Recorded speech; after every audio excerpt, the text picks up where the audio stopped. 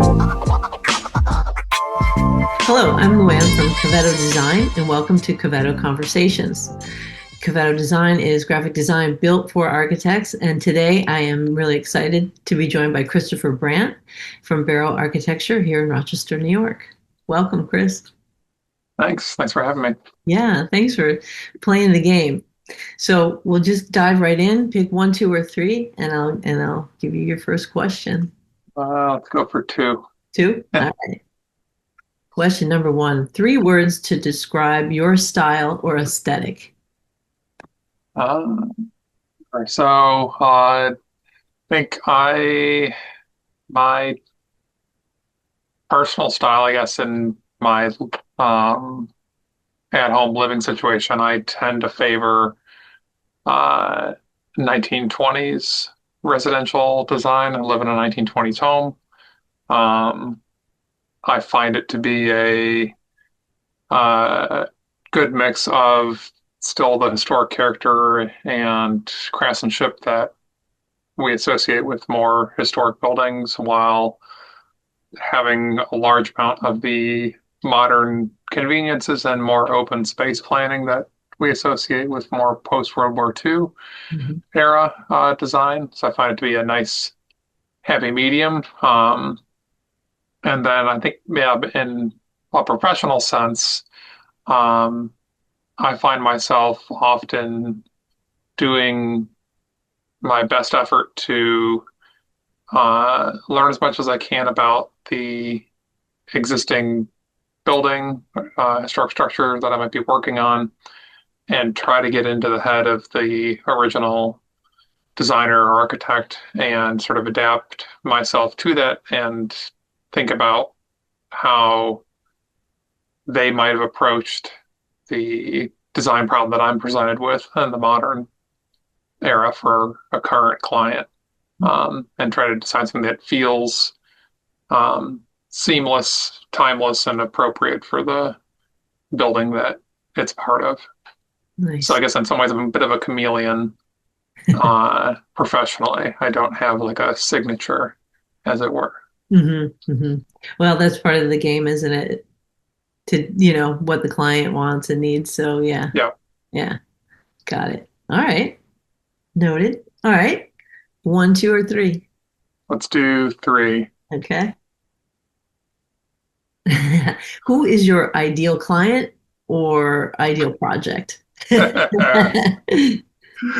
um, the I guess in general terms, the ideal client often comes with the ideal project. So in order to have like a really successful project, a memorable one that we sort of look back on, um, and finally remember, it is contingent on both the building and the design itself being sort of successful, but also having that project more often than not brought to success by having a great client. So having a client that is trusting and understands and sees the value that not only a licensed designer or architect brings to it, but more specifically in our line of work, sees the unique value that historic preservation specialists would bring um, to the design and thoughtful adaptation of a historic building. Um, for an actual client and project, that is a fantastic example of that. That would be the Little Theater in downtown Rochester. So the organization, the Little Theater Film Society, uh, was a fantastic client, and the project itself was a great project to be a part of, to lead. And it was the product of having a great client, and I would say it was also a product of having a great partner during construction with the general contractor, and their various subcontractors, which is almost as critically important as the client. Right. Yeah, no doubt. Well, that's good to hear that that was a ideal. Yeah, And such a beautiful building. I'm so glad it's been preserved in the way it has been. yeah, it was a long process to get there, How long but was it? and I think that's again like goes back to the client's vision and Mhm. dedication to the building that they didn't rush anything and understood the need for a nuanced and thoughtful design process and construction process to reach the sort of end goal that they had for their vision. Hmm. How long did it take then? You know. We started our relationship in, I think, probably from that till the end of construction would have been about 6 years. Wow. Um, it started initially with really just assessing the existing conditions of the building and starting to just get a handle on what what does the building itself need? Hmm.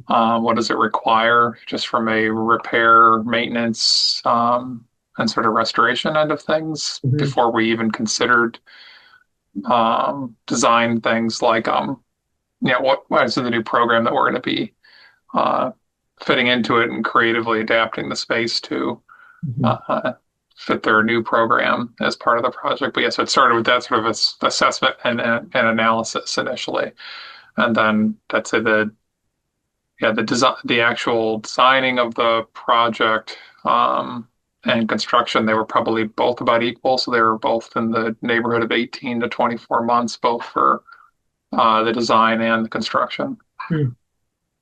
Nice. Yeah, that's ideal. I can see that where someone respects the process and, like you said, not rushing it. And even for myself and the work that I do, it's so nice when someone can let you take the time you need to let the ideas develop because Right. fast isn't always the best way to go. No, yeah. Everybody's in a hurry for everything these days, it seems. Awesome. Very cool. All right. One, two, or three. Let's do three again. All right. What are you most excited about in architecture at the moment? Hmm.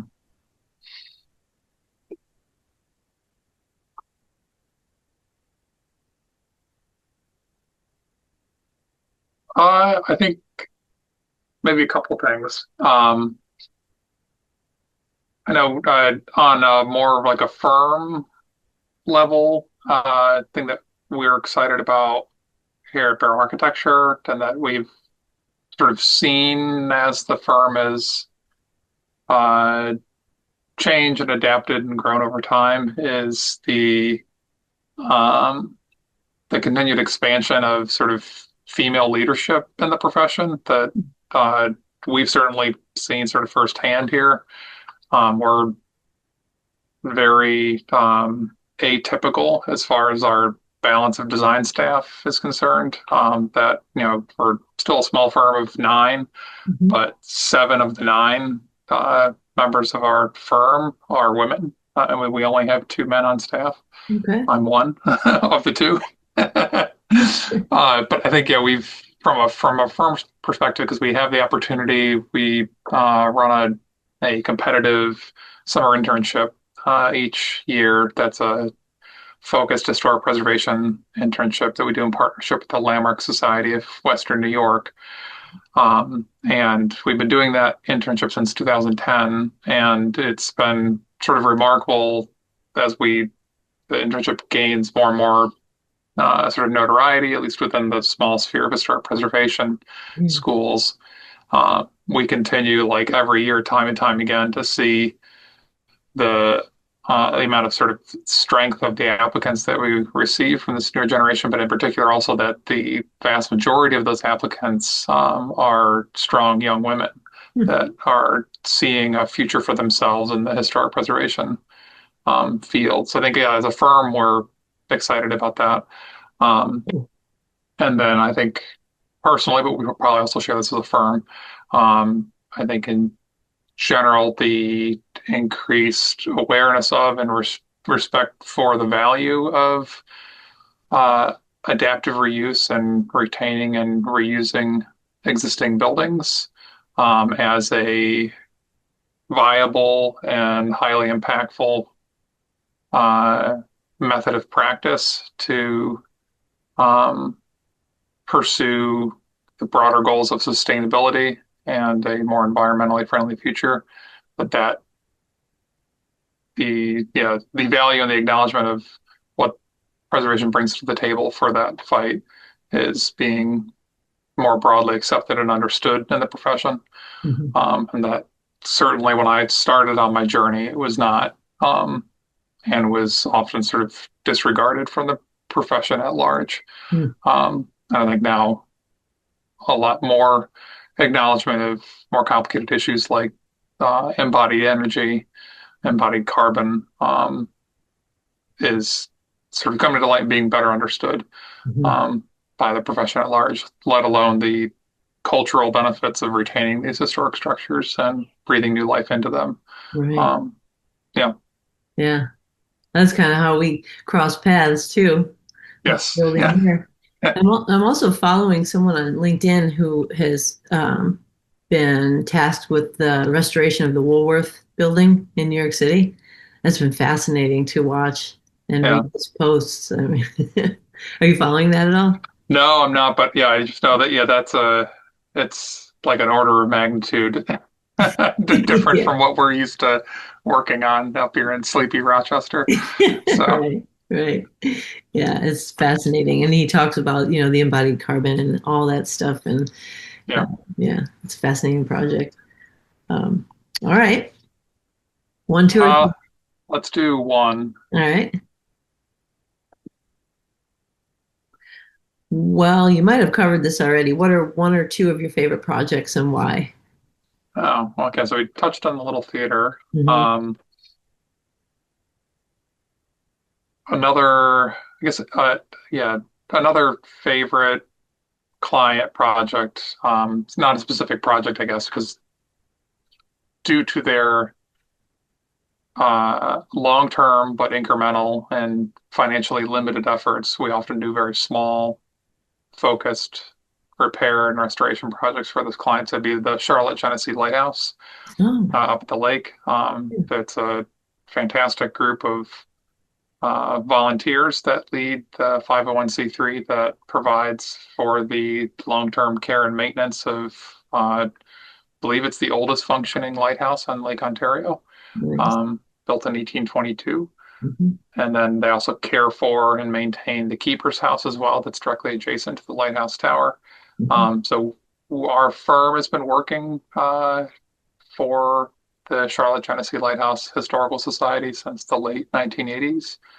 Um, and so it was initially a project that was led by our firm founder, John Bero, who was the primary project architect for some of the early work there. And then John sort of passed the baton to Virginia Searle, who was a former principal of our firm who's since retired. And then Virginia passed the baton to me, um, say back in like 2017, 2018. Okay. So I've been able to continue working with the Historical Society there on various projects and visioning projects for the future. So it's been a lot of very focused but very rewarding projects to sort of work with that group that's so dedicated to a unique piece of our history, even though it may just be these sort of small incremental projects. It leads to a really great sort of collective end result as they continue to pick away at it. Yeah. Wow, what a great, like to have that long relationship and as they grow and as the firm has grown and technologies change and all that, Right. we've done that together. Very. Yeah, we do have a few of it's a few other really long-term clients like that for our office, although I've had less personal interaction with those clients where I've not become the sort of point person or project architect that leads a lot of projects for them, but we do have a number of long-term clients like Asbury First United Methodist Church Mhm. and St. Paul's Episcopal Church, both on East Avenue, Mhm. that for both of those congregations, our relationship with them dates back 30 to 40 years and has, at least I think in Asbury's case, if I can remember the number of projects correctly, I think we're in the mid 30s for number of individual projects for, Oh, wow. I think it's around 35 or 36 projects now. Um, Usually there's always one to two active projects with them in the Wow. office at all times. Wow. So yeah, that's a great thing to have these sort of like long-term relationships that we really sort of treasure and value. Similarly for the George Eastman Museum as well, that they're not quite the 40-year mark, but I think we've been working with the Eastman House for well over 30 years at this point. Wow. Well, that's nice too because you don't have to get to know everybody. You're like, right, every new project you kind of got to get to know the teams or whatever, and Right. find that sweet spot of communicating and all that thing. Yeah. So that gets out of the way with that type Yeah. of long-term thing. That's beautiful. Very cool. All right. I'm keeping an eye on the time for you. Yeah. One, two, or three, or there's always the wild card. Well, why don't I do a wild card question? Do that? All right. All right. If time, money, and logistics were not an obstacle, what would you pursue? Oh boy.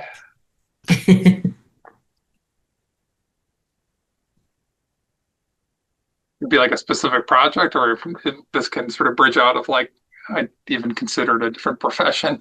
Anything. I don't know, banjo, whatever. Right.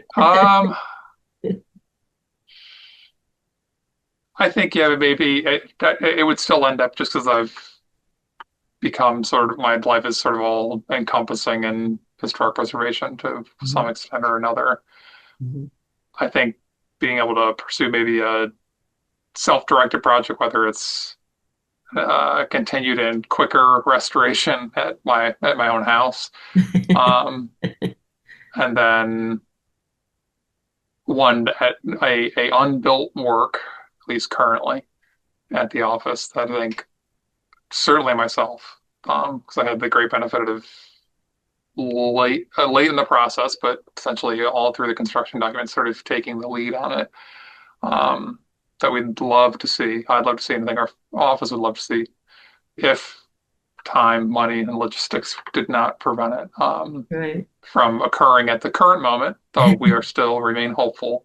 It would be the Children's Pavilion in Highland Park. I Oh, think we would all really love to see, and I think we do still have a fair amount of optimism that there is enough groundswell support from the public as well as from the county parks department that I think it will get there.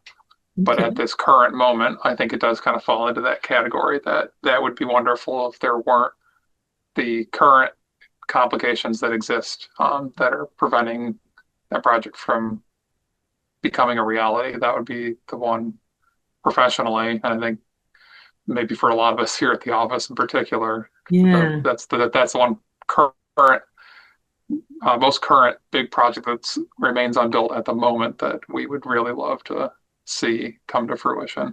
Okay. All right. What do we need to do? What needs to happen? I'm gonna get Albany or someone to kick in some more money, basically. Okay. All right. Call Kathy. Yeah, or maybe Tom Galsano wants to donate some money Right? for the children of Highland Park. All right. All right. I'll get on it. All right. One, two, or three. Let's do one again. Okay. What was a setback or a failure that ended up becoming a breakthrough? Hmm.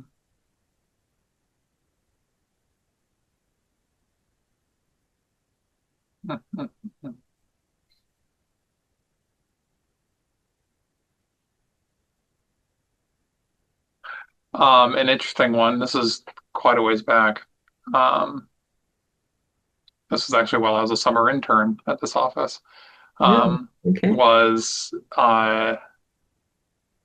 when we were designing the restoration and rehabilitation of the Boynton House on East Boulevard, the Frank Lloyd Wright design house there. Um, we, the project team, of which I was one member of, were getting ready for our first board hearing with the Rochester Preservation Board. And I was trying to be helpful as a summer intern. Um, and I had I had reached out to a couple of professors at the University of Buffalo's School of Architecture, where I was at the time, who were involved with the Dar and Mart House in Buffalo. And we got the okay from the owner to talk to them about the projects, hoping that we could get some sort of written support for the project. And it actually backfired because uh, one of those professors, along with their contacts in Chicago, um, showed up at the meeting as well as submitted a letter vehemently opposing our project and requesting that the preservation board deny our application Really? for the project. Yeah. Wow. So that was kind of a wild ride, sort of setback in the meeting. But what it caused us to do was to do some more research, regroup, uh, expand our research on just the overall context of the site within the East Avenue Preservation District and Mhm. what we were proposing, because it included the new carriage house that we built there, along with some of the garden structures. And we were able to fine tune a little bit of the landscape design, but also just be much more confident that what we were designing was appropriate for the property, and also just essentially be able to show the receipts, as it were, that we could point to a series of different Wright projects where Wright had approached a similar design problem and come up with a very similar solution to what we had designed, so that we were sort of proving that we were being very sympathetic and designing something that was appropriately Wrightian for the site. Mhm. We also, in the neighborhood context, were able to sort of dig into and um, prove that the scale of what we were proposing was not out of character with the surrounding neighborhood. That there were several other historic carriage houses of similar size on similar lots with similar size houses. Mhm. So yeah, this initial sort of blind side turned into an ability to sort of regroup, research, and make our argument stronger. And in the end, sort of uh, cheekily like to say that we came back with the exact same design and no changes and got approval the second meeting. But we did have a lot more research. But I always love to sort of say that we basically changed nothing Well, that's after we great. were initially voted down the first meeting. We showed back up with the same design and got approved. That's awesome. Yeah. So was that your first experience as an intern? I mean, Yes, that was your yeah, like one of your yeah. projects Project ever? of a lifetime, but as a summer intern, yeah, it was Oh pretty my wild. gosh. So, and I was able to touch on the project lightly as it went along. That was another one that took it was quite a while to I bet. for the project team to design it, as well as for it to be constructed. It was, start to finish, like a 3.5 year process. Hmm. And so I was able to be most of my involvement had been in this more sort of late schematic and research phase with getting these initial board approvals. But then I did have the opportunity to work over sort of winter break and work for a partial summer again, Hmm. so that I was able to get a little bit of exposure as the project progressed and got into construction. I got to see some of it underway, though not the majority of it. Most of the majority of the work was occurring when I was back in school. I see. But yeah, but it was that was quite the internship experience for that to be the first architecture internship to work on a Frank Lloyd Wright house is pretty wild. Right? That's amazing. But just got lucky. That's great. And is that how you got your job there eventually? Yeah, it was I guess I did good enough on the summer internship, then stayed in contact, Mhm. worked, I think it was at least one winter break back at the office as an intern, and then worked like 3 or 4 weeks in another summer when I was still in school, but when I had already accepted another internship at another firm locally. But Bero kind of negotiated, I guess, with the other office to have me come back and do like 2 to 3 weeks here first, and then head off to this other local firm to do the majority of my summer. So yeah, it was did seemed to do a good enough job as an intern in 2010, and then stayed in contact until I graduated in 2013. Nice. Um, and then went right here. It was not long after graduation. John Page, the co-principal at the time, John and Virginia Searle were the firm owners at that time. John was attempting to get me to like start here. I think it was like 2 days after my graduation. I was like, please no, like give me at least a week to get out of Virginia, and Right. then I'll get to Rochester. So I think I didn't start until like the third or fourth week in May instead of like I think he was asking for like second week in May. Well, that's encouraging though, right? That you know that Yeah. that's cool. I heard a story when I went to RIT for a little while, way back when they had architectural technology program. Hmm. My instructor was telling us about when Frank Lloyd Wright would come in to the Hmm. Boynton House. And now this is how I remember the story, and I don't know how much truth or my memory, whatever, but apparently there was no roof on it yet. And he would come in on the train from Chicago and like just kind of be there. And Yep. have you heard this? And Oh the yeah, neighbors would yeah. like, It's true. It's true. Yeah, yeah. it's He would true. come. Yeah, he would like camp at the construction site.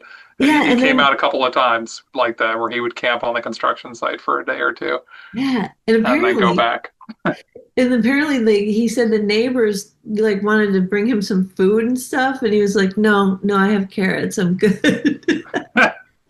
Did you hear that part of it? Didn't hear that part, but yeah, I remember reading and then also hearing from multiple sources about the yeah him camping on site during construction. So I think that much for certain seems true. Okay. That yeah, he absolutely did come from Chicago to supervise construction, and it does seem like yeah he for whatever reason maybe money was tight Yeah. because you know he was always a notorious spendthrift, so maybe he couldn't afford to stay at the hotel downtown and just Right. decided to camp in a tent on East Boulevard. Wild. That's a fun story. Okay.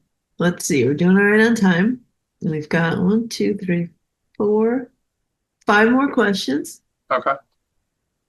If we get through them, whatever, however it goes. Yeah. Your choice. One, Why two, don't or we three. do two? Okay. What would be your theme song? Oh man. Uh,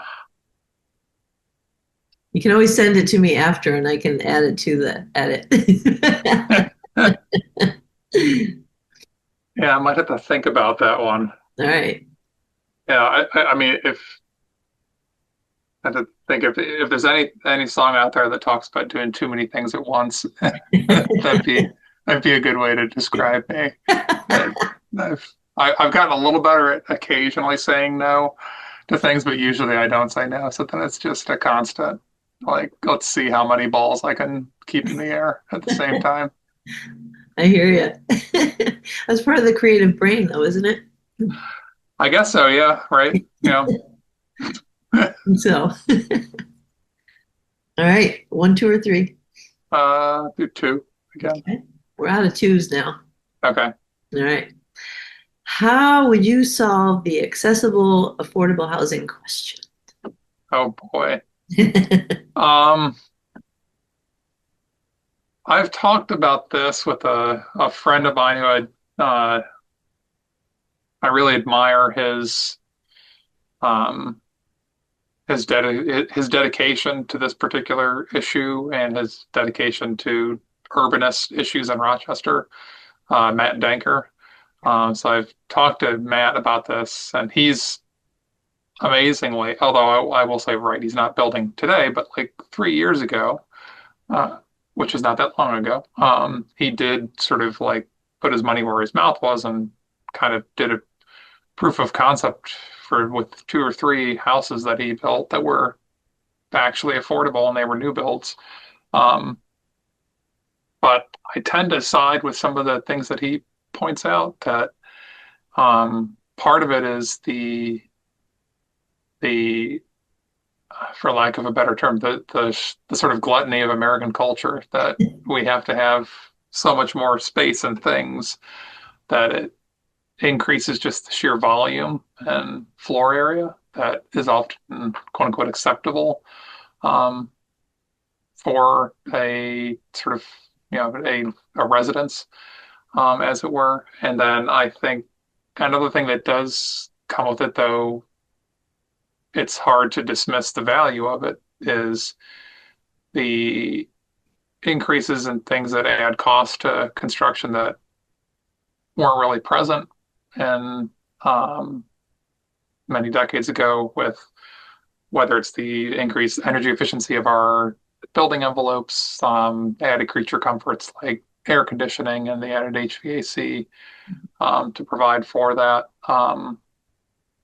And that sort of is teamed with the sort of separation of ourselves from the natural environment, and that sort of diminishes our comfort range, as it were. Mhm. So that being able to utilize things that don't cost any money, like natural ventilation, um, it just yeah, it fights further against that affordability, and then in some ways also to the um, our zoning regulations that some of them are good, some of them are things that I would fight for, like historic preservation law is generally under the broader umbrella of zoning, but you can certainly find many ample cases where both like preservation itself is misused as a sort of cudgel to um, restrict development or delay development that adds to the overhead costs.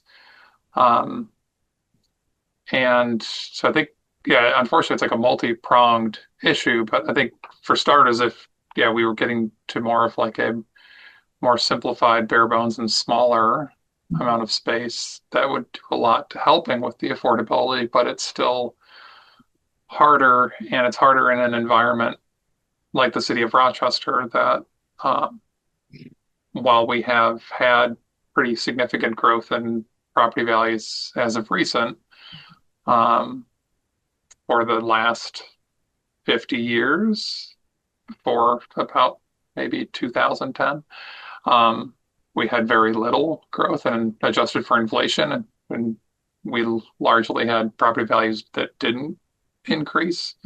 If anything, they might even decreased. So it artificially um, made our housing, or at least our existing housing stock, more affordable than maybe it should have been. And the downward pressure that sometimes puts on the compensation of folks that live here in Rochester, that now it's become this really painful pinch point that we've had this huge upswing in property values for existing properties, and then the significant increase of labor costs on the construction end of the industry. But those increases have not been matched by that level of increase in the general population's income in Rochester. And that sort of coupled with anyone who's been here long enough that remembers how affordable stuff was, that it just becomes all that much harder, especially in an environment like Rochester, Yeah. to get to that affordable uh, housing goal. Um, but I think smaller and more basic and expanding our comfort could certainly help, but I don't think it's going to quite solve it. And certainly our zoning laws, it would be great to see better and bigger density, especially closer to the city. Um, I know one that they have attempted to include in the new zoning code for the ZAP for the city of Rochester, with the potential for doing accessory dwelling units on existing properties, that, at least as their most recent code was written, is relatively restrictive, and again kind of creates a problem that most lots you won't really be able to build an ADU on it without seeking a variance, which then opens up a review process that could derail your project and or add cost to it, Yeah. um, because of the zoning law being unnecessarily onerous for what it ostensibly is attempting to achieve.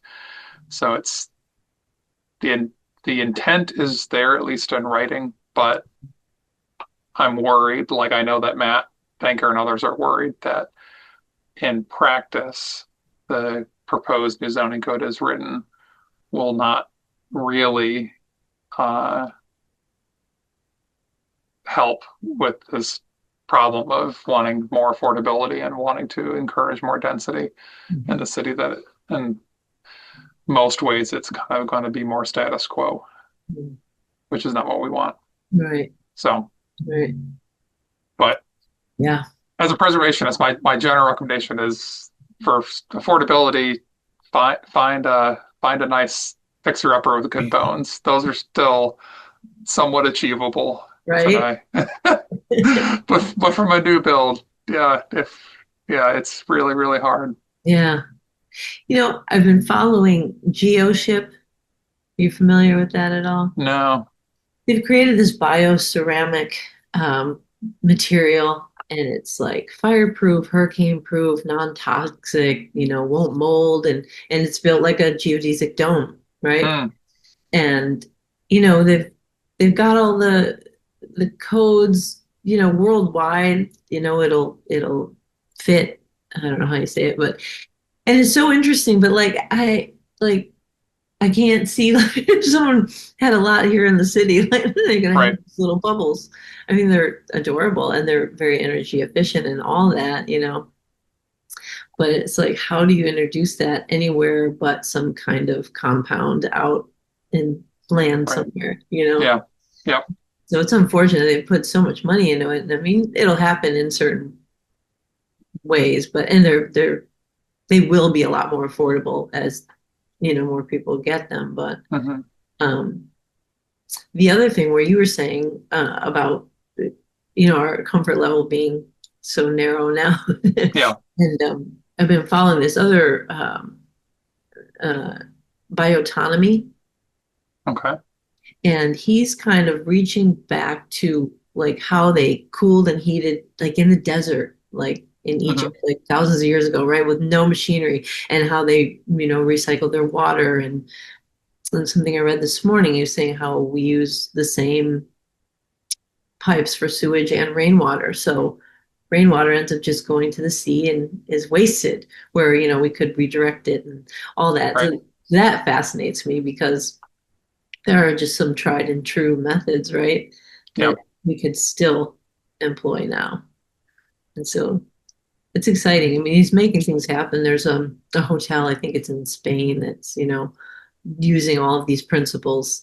And they all laughed at him like 13 years ago, but now it's like, wow. Yeah. Eh, So it's heartening to know that people, despite everything, are still trying to find solutions and just keeping at it. And I right. think what you do, the preservation is so important, you know. And yeah, I personally just appreciate that so much because Thank just you. seeing stuff be just demolished, which we won't talk about other things that are happening, but it's just, it's heartbreaking. Oh, Yeah. and there's that old adage, right? Oh, it's cheaper to build new than Right. yeah. Oh, is it? Some of our developer clients here would probably argue it's still, though the gap is closing, it's still more affordable to reuse, despite all the complications that sometimes come with a particularly challenged historic building. It's often still more affordable, but I think the gap's getting tighter. Yeah, yeah, yeah. All right, we've got three left. You're out of twos. Okay. All Uh, let's do three. right, it's your last three. Okay. When did your passion for architecture begin? Where were you? What were you thinking? What were you feeling? Sure. That's a good question. And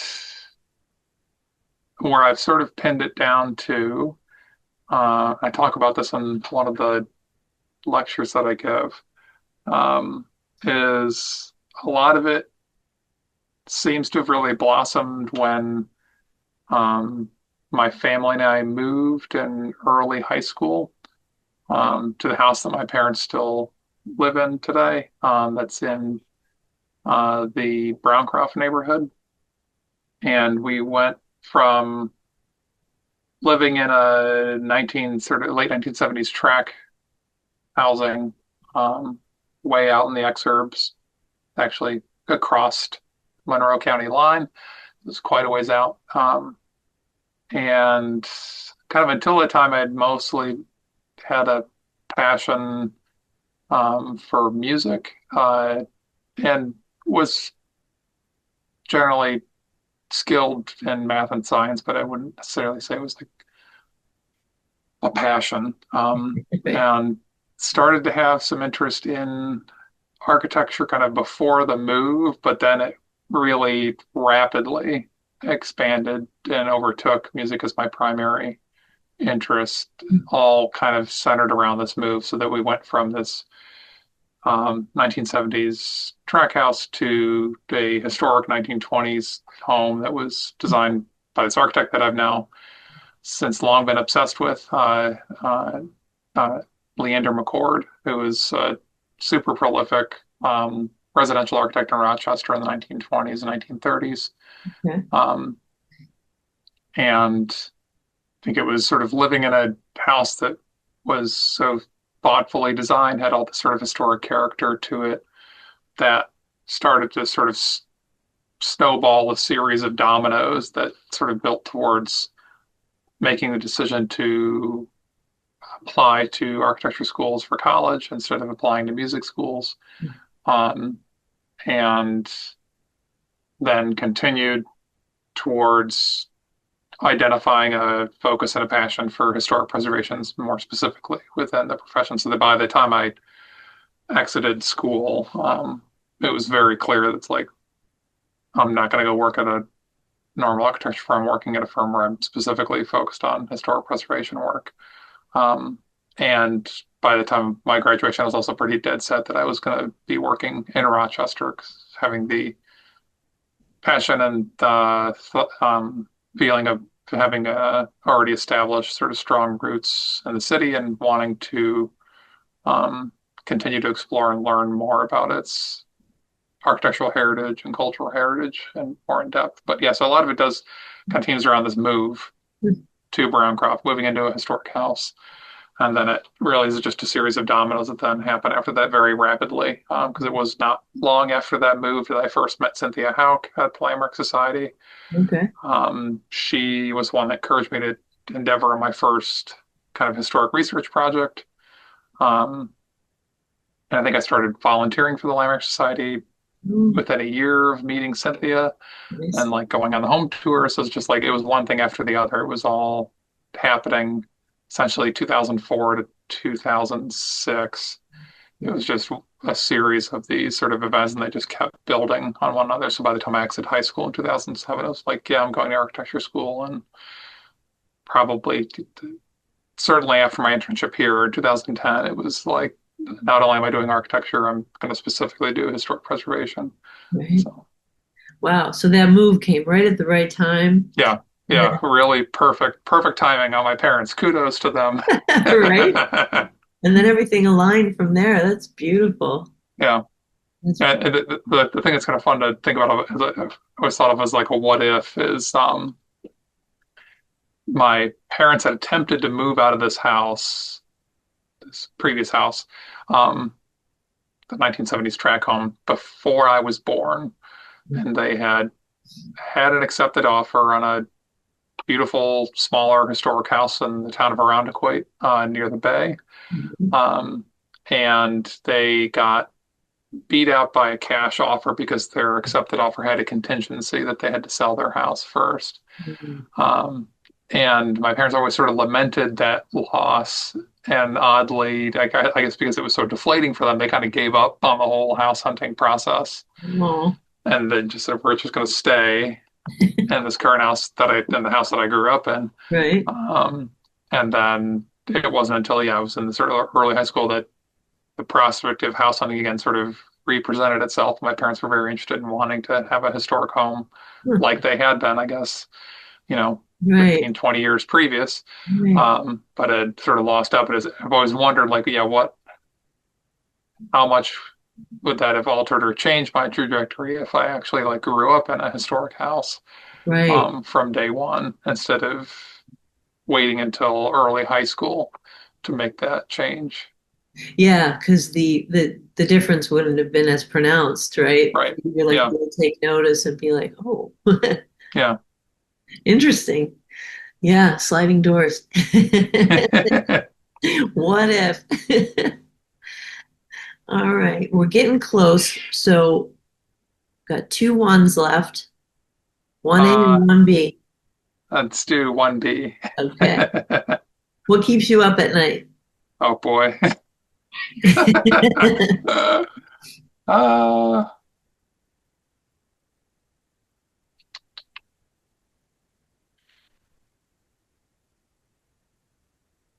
there's not anything in particular that's like a consistent one, but it's certainly being as tied to it, as passionate as I am about my professional work and then volunteer work in the preservation world. If there is a big issue or a particular project at work that has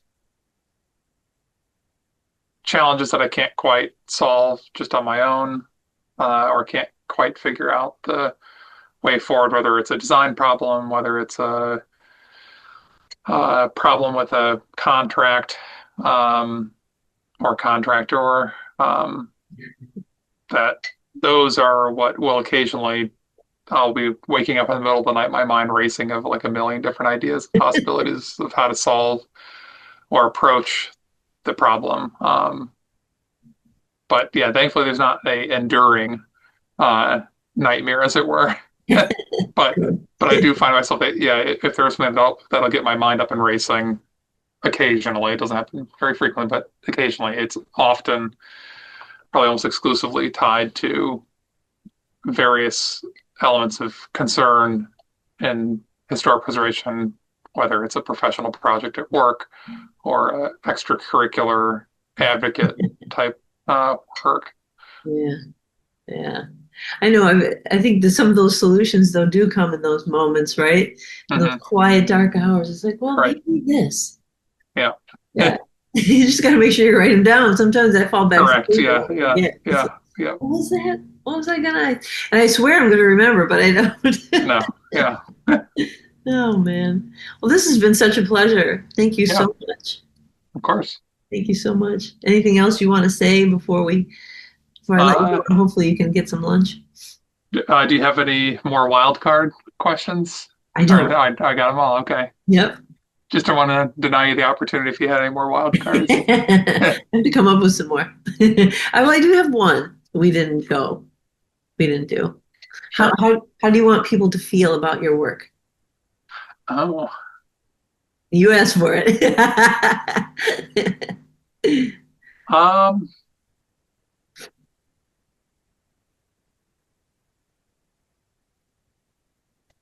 I think in a lot of ways, I hope that at least the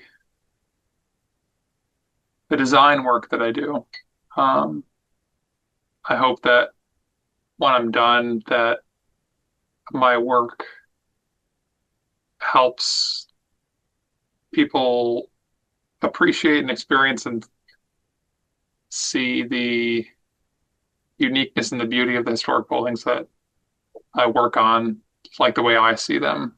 Um, so I hope that my work does that, and I hope that my work in cases where it's much more invasive, like the little theater, I hope that it almost feels like I've never been there and that what you experience and see feels like it's always been there, even if you have the knowledge that before the project happened, it definitely didn't look like this.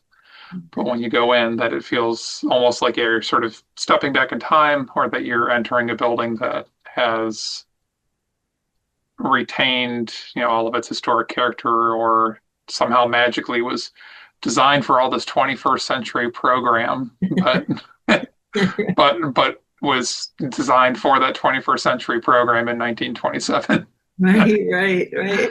So yeah, that's usually my sort of two goals on a design standpoint, and then on a history and advocacy end of things, both professionally and personally. I hope that my work can um, bring a sense of wonder and